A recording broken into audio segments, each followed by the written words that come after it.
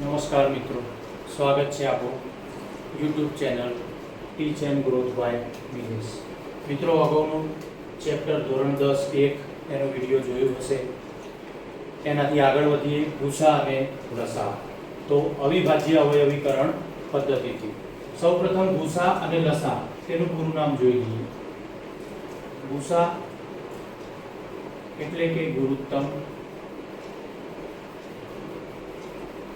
સામાન્ય અવયવ. પછી આવશે લસા.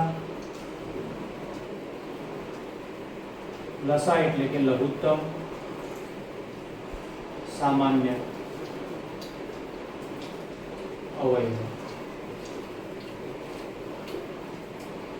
ભૂસા અને લસા શોધવા માટે સૌપ્રથમ શોધીશું ભૂસા.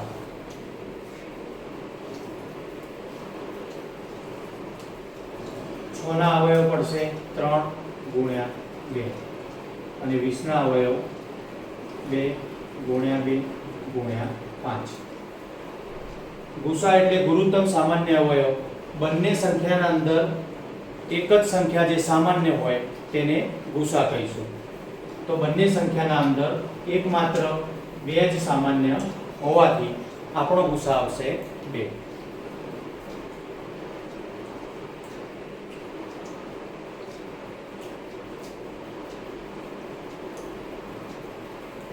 હવે લસા.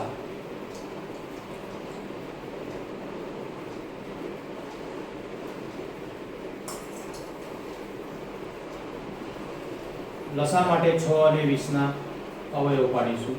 2 વડે 2 તરી 6, 2 દાન 20.